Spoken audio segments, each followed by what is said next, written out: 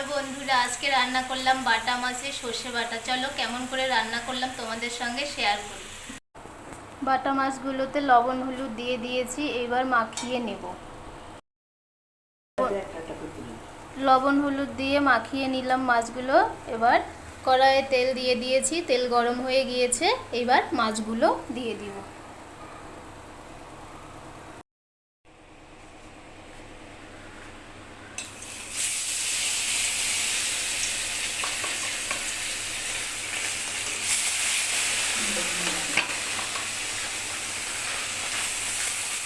এর মধ্যে মাছগুলো দিয়ে দিলাম। এবার মাছগুলোকে কড়া করে ভেজে নেব। মাছগুলো অনেকক্ষণ ধরে কড়া করে ভেজে নিব। বাটা মাছ কড়া করে ভাজলে ভাজা খেতেও বেশ ভালো লাগে। আর আজকে আমি রান্না করব বাটা মাছের সর্ষে বাটা। লঙ্কা তেজপাতা দিয়ে দিলাম,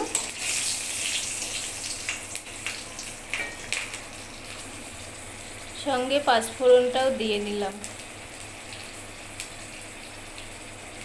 পাঁচফোড়ন লঙ্কাগুলো একটু ভেজে নিব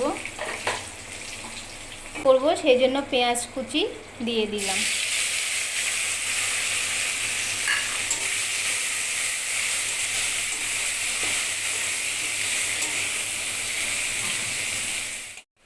হলুদ গুঁড়ো দিয়ে দিলাম, সঙ্গে লবণটাও দিয়ে দিলাম। লবণ হলুদ দিয়ে এবার ভালো করে পেঁয়াজটাকে ভেজে নেব। পেঁয়াজটা ভাজা ভাজা হয়ে গিয়েছে। এবার আমি জিরা বাটা আর কাঁচা লঙ্কা বাটা দিয়ে দেব।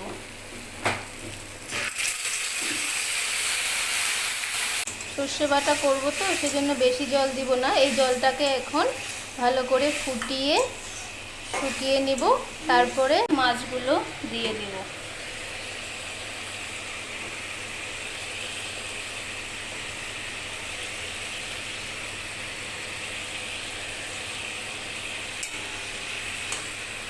মাছগুলো দিয়ে দিলাম,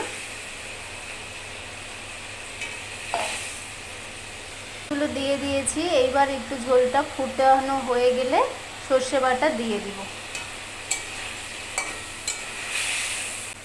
মাছগুলো ফোটানো হয়ে গিয়েছে, এইবার সর্ষে বাটা দিয়ে দিলাম। সর্ষে বাটাগুলো দিয়ে এবার ভালোভাবে নাড়ব।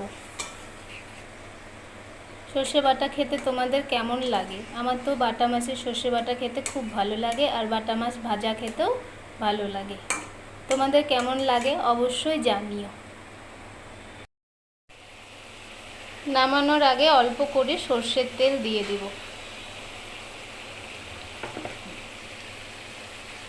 সর্ষের তেল দিলে বেশ ভালো লাগে টেস্টটা। তো আমার রান্নাটা কেমন লাগলো অবশ্যই তোমরা কমেন্ট করে জানিও, আর অবশ্যই আমার চ্যানেলটাকে সাবস্ক্রাইব করো। ধন্যবাদ।